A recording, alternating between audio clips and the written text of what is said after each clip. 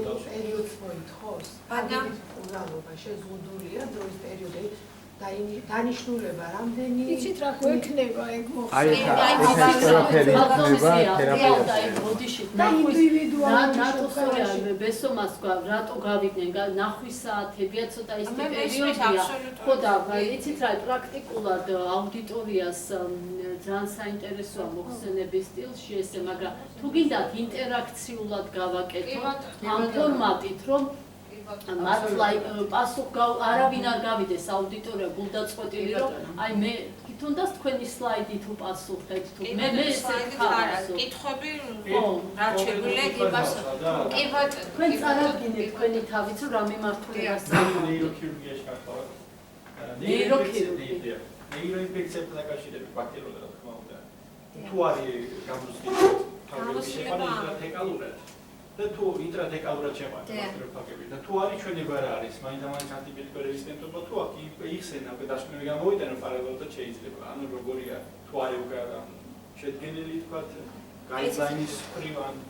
პროტოკოლის ხრიველი არ არის ესე ძველი გამოკვლევები ეხლა არ მიმდინარეობს არც უცხოეთში არ მიმდინარეობს ასეთი ტიპის ხო ეხლა ნუ ჩვენ არ ვამბობთ რომ ჩვენ უნდა შევცვალოთ ანტიბიოტიკები ფარგლებით ამაზე რასაკვირველია შეგვიძლია ეხლა არ ხდება ესეთი ზარ გვაქვს ამ შემთხვევაში კონკრეტული ბაქტერიოფაგები რომ დავიწყოთ თუ რა შესაძლოა ეცით რა ბაქტერიოფაგები რატომაც ამ მიმართულებით ნუ სოფლიოშიც არ არის რა დაიწყოს უფრო მოდით თქვათ ადვილი ინფექციებით ძალიან ბევრი კლინიკური სლაიდები მაქვს კლინიკური კვლევები მიმდინარეობს მარტო ამერიკაში 52 კლინიკური კვლევა ჩინეთში 27 არის ეხლა ამ ეტაპზე ძალიან დაიქოქა ეს ყველაფერი რა ახლა საქართველოს თუ იყო პირველი და ამდენი წლის განმავლობაში საბჭოთა კავშირში ჩვენი ინსტიტუტი იყო ძალიან ასე თქვა ყველაზე გამოცდილი ტრადიციული და ასე შემდეგ ეხლა ნუ ბოლო 20 წლის განმავლობაში ჩვენ ყველა ესე იგი გამოვდით კონფერენციაზე და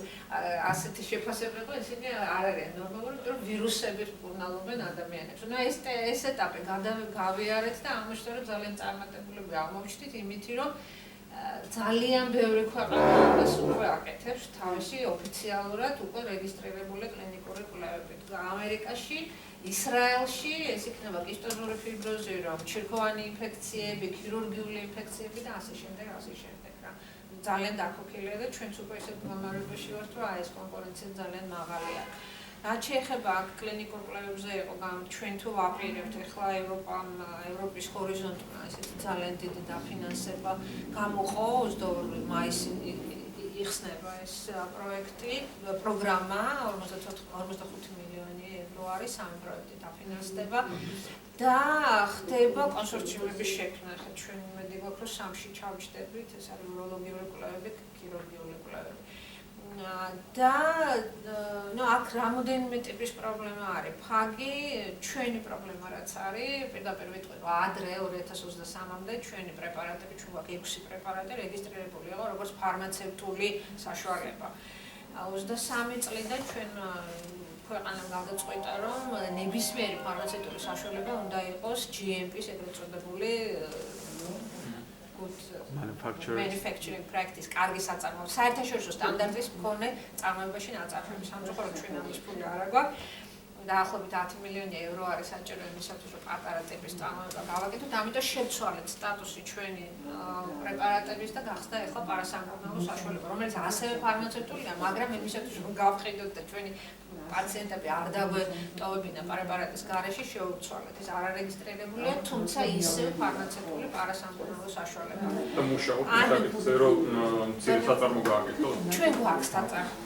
არა, აი GMP-ის სტანდარტის, საერთაშორისო სტანდარტის 10 მილიონი ევრო გჭირდება 2020 ხო, ძალიან გვიდა, მაგრამ ნუ ეს უნდა მოვიციოთ. მაგრამ ჩვენ გვაქვს ჩვენი წარმოება, რომელშიც ახლა ძალიან დიდი ხნის განმავლობაში ვაწარმოებთ ამას ყველაფერს, თუმცა ახლა ეს პრობლემა მარტო ჩვენი არ არის. ყოველ შემთხვევაში არის კომპანიები, იგივე ამერიკაში, რომელსაც 240 და 10 და ბევრი მილიონი დოლარი აქვს ჩადებული კომპანიებში, მაგრამ მათ არც ერთი ფარმაცევტული საბოლოო პროდუქტი არ არსებობს. იმიტომ რომ ბევრი პრობლემის გამო არიციან. იგივე კლინიკური კვლევა მაგალითად საფრანგეთში გაკეთა 5 მილიონი ევრო დახარჯეს, მაგრამ პირველი არიციან ოპტიმალური კოქტეილი, ფაგის ნარევის შექმნა, მეორე არიციან მისი გამოყენება, იმიტომ რომ გამოიყენეს მაგალითად ნაწავის ჭხერისთვის შექმნეს 12 ფაგური კომპონენტიანი ნარევი, რომელიც ძალიან ბევრი იყო და ამის GMP წარმოებაზე ნახევარი ფული დაიხარჯა, მხოლოდ 2 მილიონი ევრო.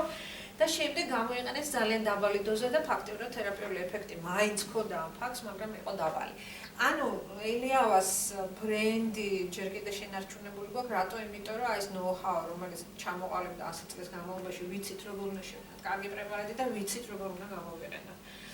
ამიტომ ეხლა აქ რაც მე ცოტა რაღაცა ის მქონდა ისტორიული, ну ჩვენთან ეს იყო სტანდარტული ნაწილი ჟურნალობის ძალიან დიდი პუბლიკაცია, ჩვენ ძალიან დიდი ბიბლიოთეკა გვაქვს, სადაც დაცულია ეს ყველაფერი და ნუ ჯერ კიდევ 1936 წლიდან ქირურგების ლუგიძე და ასე შემდეგ იყენებდნენ. რატომაც ინგლისური არ ჩანს, არ ეს არ არის რა ქვია. შრიფტი, მაგრამ ნუ ძალიან წარმატებით იყო ეს გამოყოფილი და გამოყენებული მთელ საბჭოთა კავშირში, მათ შორის საქართველოში. რასაკვირველია, მე დიდი ექიმებიც ყავს, ვახტანგ ბოჭორიშვილი მაგალითად, რომელიც სეფსისებში იყენებდა ფაგებს.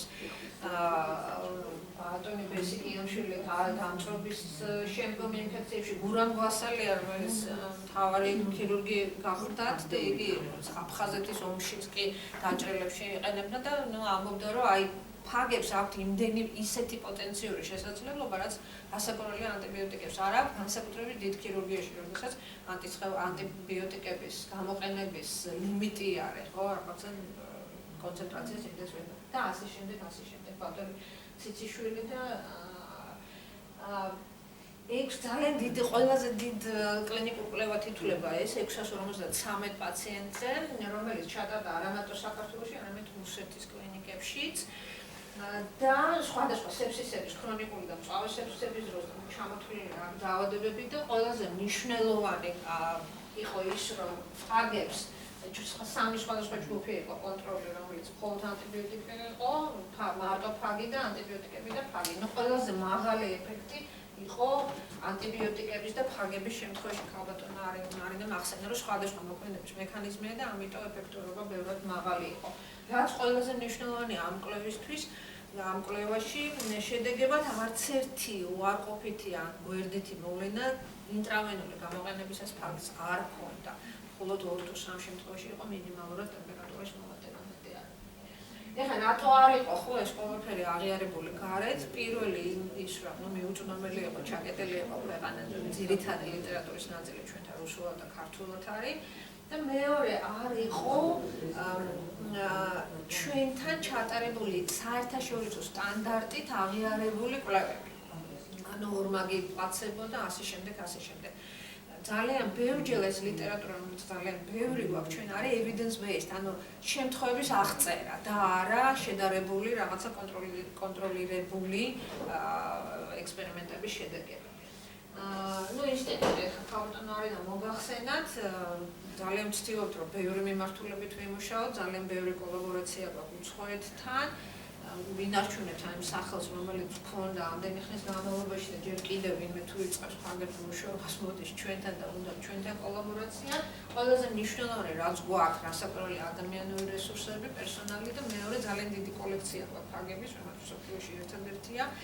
და ნუ ძალიან ბევრს უნდა ამ კოლექციის მოპოვება, მაგრამ ეს რაღაცნაირად ეს ეროვნული კოლექცია და ამ ბევრი ფაგი გვაქვს, როგორც ნარევებში, ასევე ინდივიდუალური გამოყენების სფეროზე ვისაუბრეთ. ეხლა ეს ძალიან დიდი ბოდიში, მაგრამ რატომაც ინგლისურს ანუ ელიავას ინსტიტუტი, რომელიც არის ფონდი არ აქვს, ინსტიტუტი, რომელიც არის სამეცნიერო კვლევითი ინსტიტუტი, ეს არის სახელმწიფო ორგანიზაცია მეცნიერების და განათლების სამინისტროს ქვეშ. ეს მოდელი ჩვენ შევქმნით 2008 წელს, ძალიან სპეციფიური მოდელია ამ რეგიონში არავის არ აქვს, ну მეცნიერების ფარგლებში და გრადი განვითარების მოდელია, რომელიც ბევრს არ ესმის. ინსტიტუტმა ეს თანამშრომლობა დავაარსეთ არამომგებიანი ფონდი, ელიავას ფონდი და ფონდი არის მერე დამფუძნებელი რამოდენიმე შვილობილი კომპანიის. გავიტანეთ კომერციული აქტივობები ინსტიტუტიდან. ანუ გვაქვს სადიაგნოსტიკო ცენტრი, გვაქვს ფაგოთერაპიის ცენტრი, გვაქვს წარმოება, რომელიც აწარმოებს 6 სხვადასხვა პროდუქტს, გვაქვს ჩვენი აფთიაქი, და გვინდა ფაგების კიდევ ერთი კომპანია, რომელიც ცდილობთ და გვინდა რომ ეს დავფერხოთ რაღაცნაირად, გამოვიყენოთ ფაგები დეკონტამინაციისთვის, ანუ სამედიცინო დაწესებულებებში ზედაპირების ნათქვამი დეკონტამინაციისათვის. ნუ ანალიტიკური ძალიან მოკლედ მოგახსენეთ. ჩვენი კითხვა იყო იქ ხო როგორ ხდება შერჩევა. ეს არის სადიაგნოსტიკო ცენტრი, მცირე გენერალური, ანუ ყველაფერს ვაკეთებ სხვადასხვას, მაგრამ განსხვავება სხვა ცენტრისგან არის ის, რომ ბაქტერიული ინფექციების შემთხვევაში ვნახულობთ პათოგენს, ხდება იდენტიფიკაცია და ანტიბიოტიკურ მგზნობელობასთან ერთად ვდგავთ ფაგურ მგზნობელობას.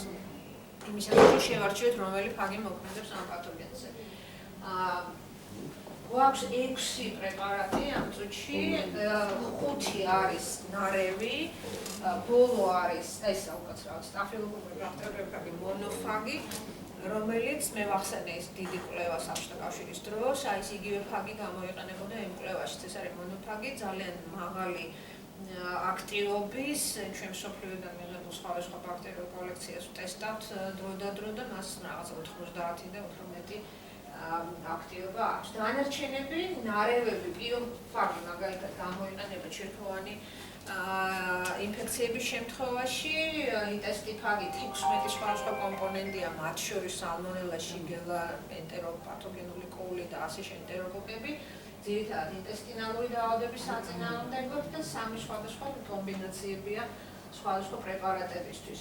ეხლა ამ წუთას ვყიდით როგორც პარასამკურნალო საშუალებებს.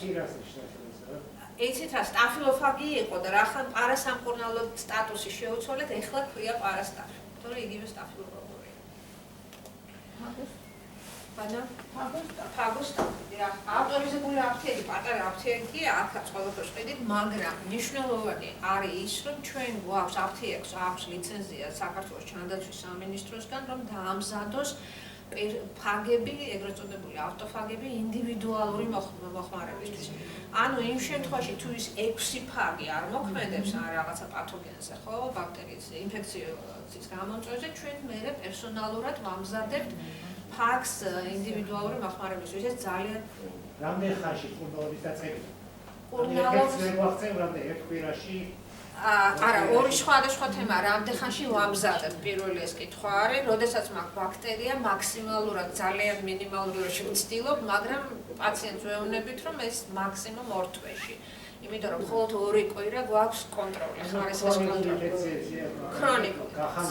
კი ბატონო, ქრონიკული ინფექციებზეა ლაპარაკი, იმიტომ რომ 2 კვირის მხოლოდ კონტროლის გარეშე ფაქს ვერ გავუშვებთ. აი მაგალითად ბელგიაში აქვს. აი კიდე ერთი კითხვა, მაგრამ თუ დამკურნალები მყავს. კი ბატონო. იქ ხო ის ბაქტერია ხო სხვანაირი რეაქცია? კი ბატონო, გავტესტავთ ბაქტერიას, ვნახავთ ბაქტერიას, მგზნობელობას გავაკეთებთ და თუ იგივე ფაგი მოქმედებს, მივცემთ იგივე ფაგს, თუ არა და ახალ ფაგს გამოვყოფთ, არ არის პრობლემა. არა, შეცვლილი არ შეიძლება გქონდეს ბრძოლები. რასაკვირველია და იცვლება კიდევაც. ქრონიკულ ინფექციაში იცვლება კიდევაც და შესაბამისად ფაგსაც გამომძლევთ. 2 თვეში? 2 თვეში არ. გულის ხმობთ? 2 თვეში გულით ხმობთ ბატონო ჩემო, თუ რას თქვენი კითხვა რა არის, შეიძლება ჩამოყალიბდეს მგზნობელობა შეიცვალოს, ხო? არა, ესე 2 თვეში არა, 2 თვეში არ იცვლება. ინდივიდუალური ფაგის დამზადებას დროის რა პერიოდში? 2 თვე მაქსიმუმ. შეიძლება 1 თვეშიც იყოს, მაგრამ 2 კვირა კონტროლი უნდა, ამიტომ ეს კიდევ დროს 2 თვე, ეს არის ქრონიკული ინფექციებისთვის. აი კითხვა რა იყო, ის 2 თვე ჩვენ კურნალობას ვამზადებთ ჩვენ ანტიბიოტიკები. კი ბატონო. კი ბატონო. და აი სწორედ ამან არ შეიძლება რომ შეცვალოს. კი, მაგრამ ტესტავთ ისევ, არ ქონია ესეთი შემთხვევა, იცი, ავტოფაგებს ჩვენ ვამზადებთ ძირითადად უცხოელი პაციენტებისთვის, იმიტომ რომ ქართულ ფლორაზე, ასე ვთქვათ, ქართულ პაციენტებზე ავტოფაგის დამზადების ახლა დავიწყეთ, იმიტომ რომ ძირითადად მოქმედებს ეს 6 პრეპარატი. უცხოეთიდან როცა ჩამოდიან, მათ უფრო სხვა ისა და იქ ვამზადებთ, მაგრამ არ ქონია ძალიან, როდესაც ფაგს ვაძლევთ, ამ შემთხვევაში იცვლება იმიტომ რომ მოლეკულურ მექანიზმებზე ხდება სელექცია ისეთი მუტანტების, რომელიც ფაგორებს. ძირითადად ესენი გარეგანი მოქმედებისაა, ხო? ჩვენ კი, ყველაფერი ამ წუთში გვაქვს ინტრავენული ეხლა არა გვაქვს, საკავშირის დროს ვაკეთებთ. ეხლა ვაკეთებთ. მისაღები, შიგნით მისაღები. ორალურად, დიასპეროს, სანთლები გვაქვს სანთლები. საშო სანთლების და ინტესტინალური სანთლებით, მალამოები გვაქვს და დერმატოლოგიური პრობლემისთვის, ეხლა არ გვაქვს ინტრავენული. კი ბატონო და კიდე რა მინდოდა ხო იმუნურ სისტემაზე როგორ მოხდება? იცით რა საკურველია ეს ყველაფერი შესწავლილია ინტრავენული გამოყენების დროს მაქსიმალური განვითარება თუ რა ქვია დაგროვება ანტისხეულების ხდება 21 დღეს. ანუ ყველა მკურნალობის სტანდარტი აგებულია ამაზე რომ მანამდე ეს არის ინტრავენული და გარეგანი მოხმარების დროს ეს პრობლემა არ არის. ჩვენ გვაქვს კისტოზური ფიბროზით პაციენტები ქალწულია იტყვის და პერიოდულად ვამოწმოთ ანტისხეულებს და პრობლემა არ არის. როდესაც ყოველთვე იღებენ ამას ნებულაიზერით პრობლემა არ არის. ერთი კითხვა. კი ბატონო. როდესაც საუბრობთ ის თვითონ წამლის ფორმებს და თქვენ წეღან ახსენეთ დეკონტამინაციისათვის ეპიდემიოლოგია ამ კუთხით თუ გაქვთ კონკრეტული შეგოთავაზება? იცით რა, ანუ ძალიან დიდი სიამოვნებით ამას გავაკეთებთ, იმიტომ რომ აი რაც სამეცნიერო საფუძველი ჭირდებოდა, ეს ყველაფერი გაკეთებული გვაქვს რამოდენიმე პროექტი გქონდა, ვიცით რამდენი უნდა გამოვიყენოთ ფაგი, რა კონცენტრაციით, რა ზედაპირებზე ეს ყველაფერი ვიცით. რა პერიოდით? რა პერიოდით ექსპოზიციის? კი ბატონო, ეს ყველაფერი ვიცით, რაღაცა მოდელური ცდებით გავაკეთეთ, დავასრულებთ და გავაკეთეთ, უბრალოდ ეხლა გვინდა რომ რაღაცა დიდ კლინიკასთან დავიწყოთ ურთიერთობა, სპეციალური ფოგერიც გვაქვს, რითაც შეიძლება ამის და იტალიაში არის ჩვენი ისინი არიან კოლაბორატორები, რომლებიც ამას იყენებენ უკვე მაშინ რა ქვია, ჰოსპიტალებში და დიდი სიამოვნებით შეგვიძლია რომ საინტერესო წყლის ნიჟარებში, სადაც ფსევდომონაზე კაი ფაგები გაქვს და სადაც დაგროვება ხდება ფსევდომონაზე. აი ხომ ბატონლემას ვისაუბრეთ, თქვენთან შეიძლება აღება ფლორის სხვადასხვა წყაროებიდან ნახავთ ჩვენ გავტესტავთ თუ გვაქვს უკვე არსებული ფაგები, ან შეგვიძლია დავამზადოთ და აი ესეთი ტიპის ურთიერთობა აბსოლუტურად რეალური არის ბატონო.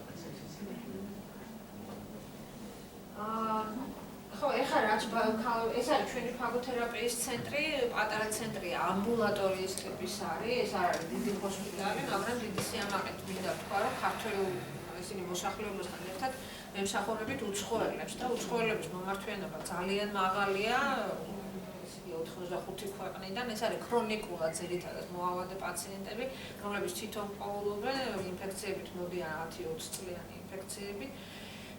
და ამაზე ქალბატონილია უფრო დაწვრილებით მოგახსენებთ ეხლა ანუ მედია წყალობს იმიტომ რომ ძალიან წარმატებული შემთხვევები გვაქვს და საერთაშორისო ძალიან ბევრი ტელევიზია თუ პროგრამა ყოფილა ჩვენთან დაწყებული BBC-დან რა ვიცი ყველა ქვეყნის მეგობარი რას ვკურნალობთ ძირითადად წვავე მოდის ამბულატორიაში ქართველი პაციენტები არა უცხოელები ვინ ჩამოვიდნენ ძირითადად ერთი წამიწები კი ბატონო მოდიან ქრონიკული ინფექციებით ყველაზე დიდი არის ეს უროლოგიური პრობლემები მე მგონი ქალწულია მაგრამ ნუ სხვა მათ შორის ძალიან ისეთი იშვიათი დაავადებებიც ასევე ქალწულია გეტყვი ეხლა ნუ რა ხდება მსოფლიოში ისიც მინდა ეს გითხრათ მსოფლიო ჯანდაცვის ორგანიზაციაში ჩვენ თვითონ რამოდენიმეჯერ მიმართეთ და რატომაც აქამდე ეს არ იყო ინტერესი მათ მიერ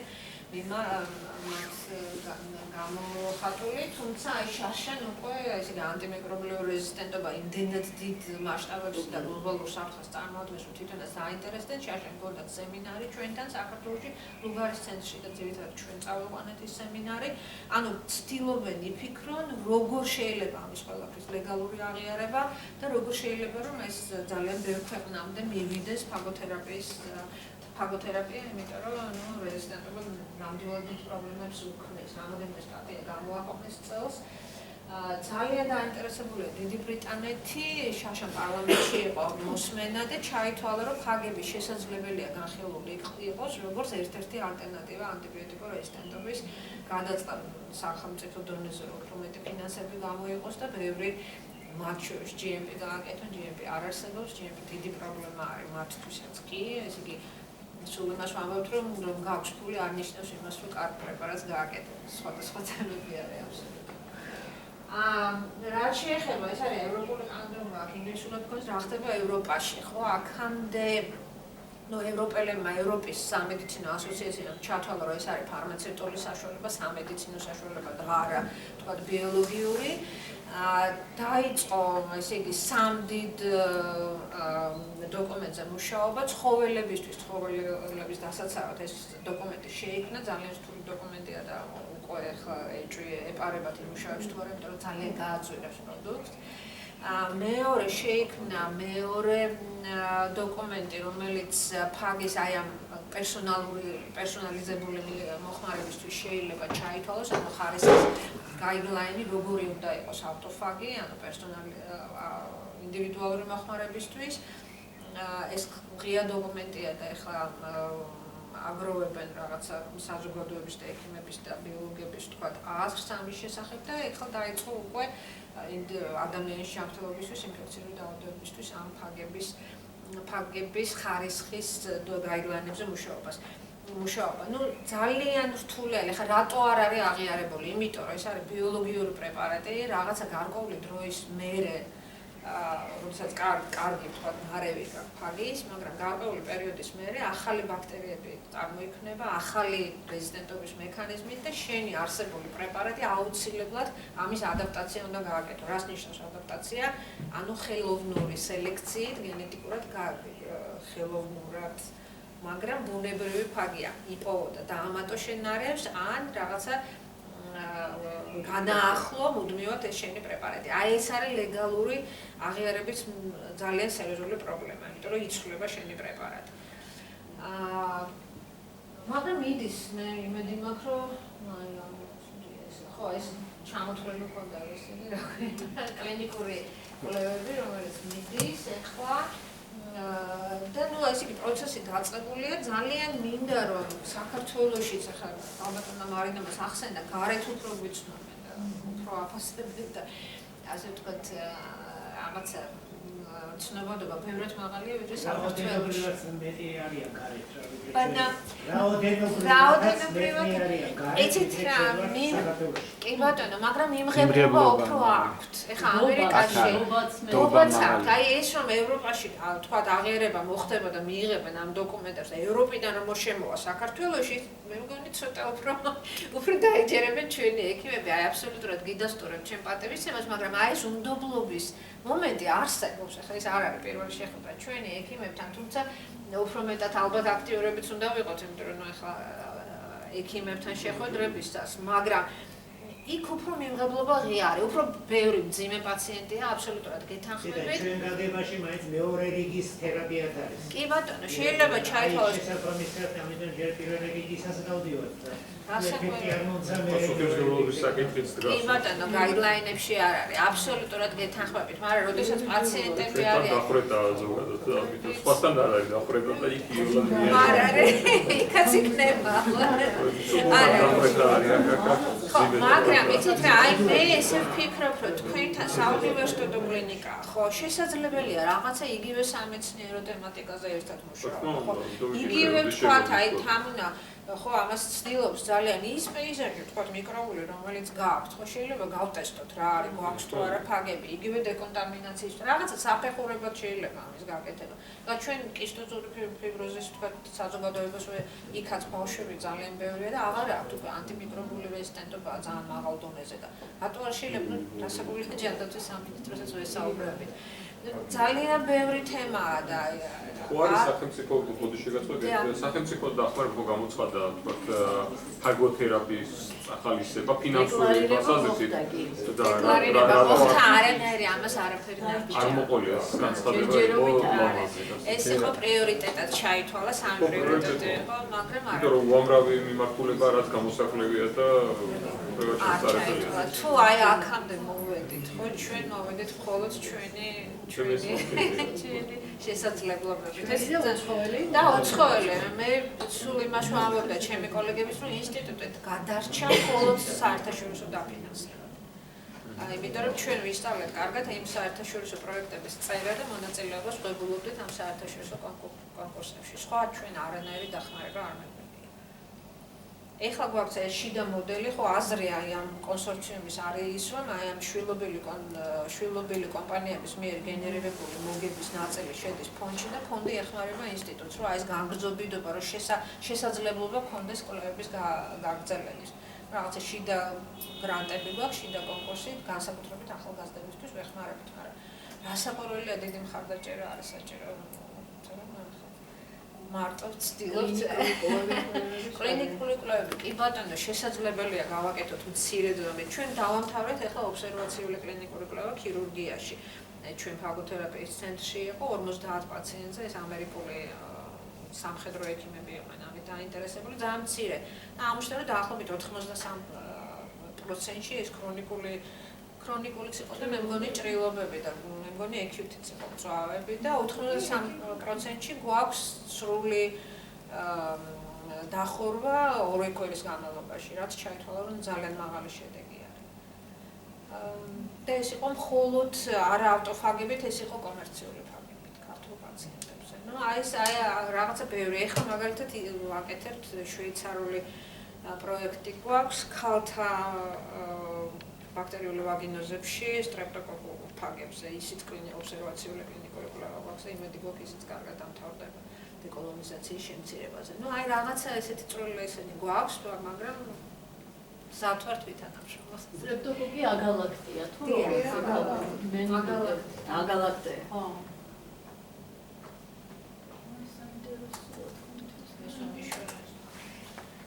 ეს რამოდენიმე იმას მოვახსენე. case კონტაქტის მარიამს დედალისია